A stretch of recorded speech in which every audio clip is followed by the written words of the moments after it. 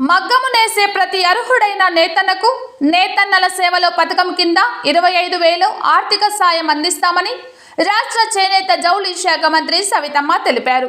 మొదటి విడతలో 71,536 మంది నేతన్నలకు సాయం అందించామని, కొత్తగా 36,617 దరఖాస్తులు వచ్చాయని తెలిపారు. ఈ నెలాఖరు వరకు అర్హుల ఎంపిక పూర్తి చేసి వెంటనే రెండవ విడతలో మిగిలిన అర్హుల బ్యాంకు ఖాతాల్లోకి 25,000 రూపాయలు జమ చేస్తామని వెల్లడించారు. చేనేతలకు 365 రోజులు ఉపాధి కల్పించడమే సీఎం చంద్రబాబు నాయుడు లక్ష్యమన్నారు. ఉచిత విద్యుత్, పెన్షన్లు, క్లస్టర్ల ద్వారా నేతన్నలకు ప్రభుత్వం అండగా ఉంటుందని తెలిపారు. నేతన్నల సేవలో పథకంపై తప్పుడు ప్రచారాన్ని నమ్మవద్దని, అర్హులైన ప్రతి నేతలకు సాయం అందుతుందని మంత్రి సవితమ్మ భరోసా ఇచ్చారు. 14-19 అన్న విషయం కూడా మీకు తెలియజేస్తూ, మరి కూటమి ప్రభుత్వం అధికారంలోకి రాగానే మరి ఏదైతే మాట చెప్పామో ఆ మాట ప్రకారం 50 సంవత్సరాలకే మరి 4,000 పెన్షన్ కూడా మనం అందజేస్తున్నాం. మరి రాష్ట్ర వ్యాప్తంగా 86,000 మందికి మనం పెన్షన్ కూడా అందజేస్తున్నాం అన్న విషయం కూడా మీకు తెలియజేస్తున్నాం.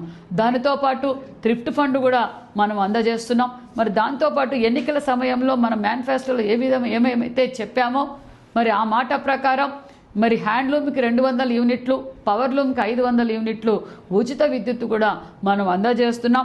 ఉచిత విద్యుత్ అందుకున్న లబ్ధిదారులు 52,952 మందికి మనం ఉచిత విద్యుత్ కూడా అందజేస్తున్నాం అన్న విషయం కూడా తెలియజేస్తున్నాం. ఒక్కొక్క నేతన్నకు మరి 200 యూనిట్లకు సుమారుగా నెలకు 780 రూపాయల దాకా మరి వారికి లబ్ధి పొందుతుందన్న విషయం తెలియజేస్తూ, మరి పవర్లూమ్కి 500 యూనిట్లు పవర్లూమ్ వారికి మరి నెలకు 1,800 దాకా మరి లబ్ధి పొందుతున్నారన్న విషయం కూడా మీకు తెలియజేస్తున్నాం. దానితో పాటు మరి ఏదైతే మరి నేతన్నలకు 365 రోజులు పని దినాలు కల్పించాలని గొప్ప సంకల్పంతో మరి ఎప్పటికప్పుడు ఎగ్జిబిషన్స్ ఏర్పాటు చేయడం, స్కిల్ అప్డేట్ చేయడం కూడా జరుగుతుంది.